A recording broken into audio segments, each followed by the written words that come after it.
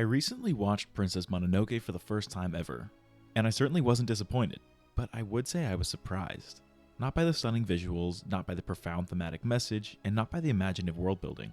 Those all came without saying. What surprised me was Princess Mononoke herself, and more specifically, her role in the movie named after her.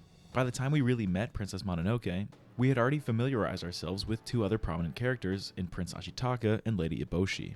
This trio of characters are each incremental to the story and could be considered heroes in their own right. So one question was left in my mind.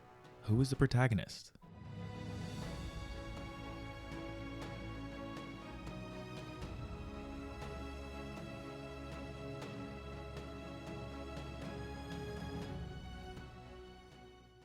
If we want to establish the protagonist of Princess Mononoke, we first have to establish what the word protagonist even entails. I can think of two uses for this word. The first of which is a retroactive label used by the audience. More often than not, the character deserving of the protagonist label is pretty easy to identify. In anime, it's the guy with the cool spiky hair, in Western stories, it's the guy with the dead wife, and in real life, it's all of my amazing subscribers that are helping me reach 100k in my first 8 months. Seriously, I can't thank you all enough. Anyway, simply put, the protagonist is the main character. But there are plenty of instances where this definition isn't immediately obvious. As the cast gets bigger and characters get more complex, the main character can vary depending on who you ask. With many stories, you can get into debates about who the true main character is, and both sides of the argument can be very well defended. But like I said, this use of the word protagonist is just a retroactive label, and often a subjective one at that. This brings us to the other use of the word protagonist, which is when it's used as a tool. The word protagonist can help writers and audiences alike understand what it is that makes a character who makes a story. So what are the generally accepted rules of a protagonist that a writer should hope to follow? When the forest has been cleared and the wolves wiped out, this desolate place will be the richest land in the world. One of the most accepted traits a protagonist must possess is agency. They have to be the one who makes things happen. In Princess Mononoke, no character exemplifies this more than Lady Eboshi. When we're first introduced to Lady Eboshi, we instantly recognize that she's a symbol of bravery and leadership. In a brief battle with Moro's clan, Eboshi faces death in the eyes, yet doesn't falter. She instead fends Moro off, protecting her men on their journey home. But leadership is more than just fighting. Leadership also means lifting others up. With the lepers, we learn that nobody saw them as people due to their disease. Nobody besides Lady Eboshi, that is. She took them in, gave them shelter, gave them work, and gave them life. With the townswomen, we learn that Lady Eboshi bought out their contracts from the brothels, freeing them from lives of abuse. She took them in, gave them food, gave them independence, and gave them security. To me, this is what agency is all about. She has a vision for a better world, determines how to make it happen, and does so with fierceness and grace. If the word protagonist is just a label, I think she passes that ambiguous vibe check with flying colors. And on the other hand, when the word protagonist is a tool, it seems Lady Eboshi was created with it in mind. She's the hero of her people, a driving force in the story, and the embodiment of agency. So, does this all make her the protagonist? The forest spirit brought you back to life again. He wants you to live. Another general rule for protagonists is that they must undergo change. They have to transform as a direct result of the forces of the story. In Princess Mononoke, it's the titular princess herself who changes more than any other character. In the same clash where we met Lady Eboshi, we also were introduced to the princess of the wolves, beasts, and ancient gods, Princess Mononoke. As the counterpart to Lady Eboshi, Princess Mononoke is equally brave, equally passionate, yet fights for the opposite cause. She fights for the forest. The next time we see San, she's tending to the wounds of her mother Moro.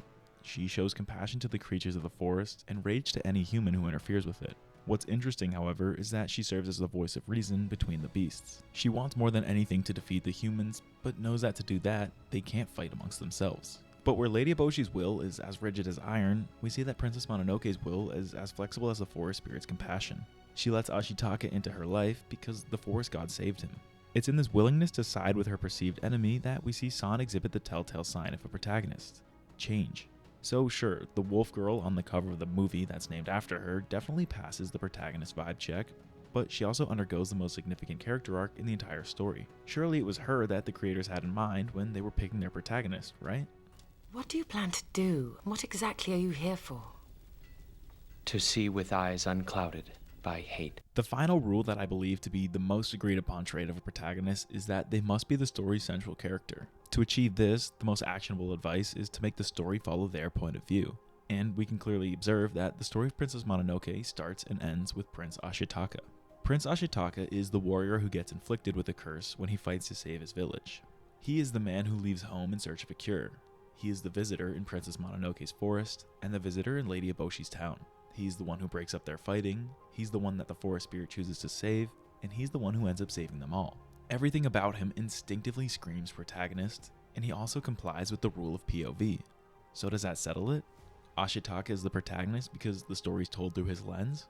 I think the reason the word protagonist often boils down to a subjective label is because even when we follow the tried and true rules, there's still so much ambiguity that the word still possesses. You mean to tell me Lady Eboshi's ambition doesn't drive the story forward? You mean to tell me that Princess Mononoke's choices aren't integral to the plot? You mean to tell me that this isn't Prince Ashitaka's story because his name isn't in the title? Each of the characters are more than deserving the title protagonist when you consider one key saying. And although I think it's kinda corny, it brings up a really important point. We're all the protagonists of our own story. Does this quote border on being fake deep garbage that you'd probably find in a middle schooler's Instagram bio? Yes, but it also begs an interesting question. Whose story does the movie Princess Mononoke belong to? And better yet, why? This is where Squam Populus comes in. In a world of proven writing advice that has helped humans tell stories since the dawn of time, it's my job on YouTube to say, nah-uh, and make up some charts and graphs on Canva that change everything. To help answer the question of whose story this is, I want to share the best definition of protagonist that I've found so far. Google tells me that a protagonist is a champion of an idea. I like this, but you can have several characters championing different ideas. So when we're picking the protagonist, we find the character that champions the story's idea. That's it. With this new definition, it means a protagonist can be as right or wrong, as present or absent, and as static or dynamic as the story asks of them. This way, the writers are free from as much constraint as possible while still having some actionable direction. So what does it look like for a character to champion an idea? I can think of 3 different ways, and would you look at that, we have 3 distinct main characters in Princess Mononoke. Smash that like for that lovely coincidence. But before we explore how each character champions the story's idea in Princess Mononoke, we have to agree on what the idea is. What is the message of the story? What's the purpose? In short, I think the story tells us that the path to harmony is to coexist. So how do each of the 3 potential protagonists get this idea across? The first way a protagonist can champion the story's idea is by warning it. This occurs when the protagonist fails to see the message and loses because of it. If you're thinking this sounds more like an antagonist, I wouldn't blame you, but think of any story where the protagonist ultimately loses. I recently talked about a couple on my channel if you want examples. By allowing a protagonist to serve as a warning, we remove the constraint of victory from the writer. This means they're more free to tell the story the way they want to tell it. So, with Princess Mononoke, if we're calling Lady Eboshi the protagonist, she absolutely gets the idea of harmony across by serving as a warning. Her grand goal is to rule the world, and based on her compassion for humans, she initially seems like a great candidate. But as we see throughout the movie, she ultimately fails. Why is this? Because she failed to coexist with the creatures of the forest. She continued to drive them out, cut down their trees, and hunt down their god. This was why she lost, not because she underestimated the power of the forest creatures, but because she failed to see their contributions to a better world. The second way a protagonist can champion the story's idea is by learning it. This occurs when the protagonist holds a certain belief at the start, then is exposed to the forces of the story, and comes to learn the bigger idea. By allowing the protagonist to learn the story's idea for themselves, they serve as a bridge between the audience and the story. If a writer wants to get a certain point across to the audience, they can have the protagonist change in real time with the audience themselves. In Princess Mononoke, it's San who undergoes this process. Like we established earlier, she undergoes the most significant character arc of any of the main characters. When we met her, her identity was that of a beast. She rejected all humans and denied her own heritage. But throughout the story, we see her gradually change to accept Ashitaka into her life. And by the end of the story, while she doesn't forgive the people of Irontown, she does learn about the value of coexisting, which is the very idea the story is trying to bring to the audience. The third and final way a protagonist can champion a story's idea is by knowing it. This occurs when the belief that the character holds from the start is the very idea that the story is trying to get across. By having a character know the truth, the writer's lives are made much easier because they're only tasked with one thing, proving that character to be right. From the very start, we saw Prince Ashitaka coexist with both man and nature. From the demon, to the samurai, to the wounded men, to the kodama, to both Lady Eboshi and Princess Mononoke, Ashitaka treated every living being with equal respect, and it paid off. It was Ashitaka who understood that hate was blinding everyone. He understood that it was human hands that had to return the forest spirit's head. And he understood that in the end, the forest spirit chose for them all to live. From the start to finish, Ashitaka always knew the idea of the story. So between a warner, a learner, and a knower, who do we decide who the protagonist is? Well, if I really had to pick, I'd probably say that a Warner has the least claim to the title, followed by a learner, and finally, with the greatest claim, a knower. Meaning, Ashitaka is the rightful protagonist. He champions the idea because he lives and breathes harmony. But the thing is, we don't have to pick the protagonist because it ultimately doesn't matter. At the end of the day, Princess Mononoke is only effective at getting its idea across because of each of the three main characters' contributions to the story and how they perfectly intertwine. On the left is Princess Mononoke in a world where we use the word protagonist, and on the right is Princess Mononoke in a world where we never thought to label it. See how they're the exact same movie? Equally beautiful, equally profound, and equally effective. At its worst, the word protagonist is just a fuel for unnecessary argument and, dare I say, an imbalance of harmony, the very opposite of what Princess Mononoke is all about.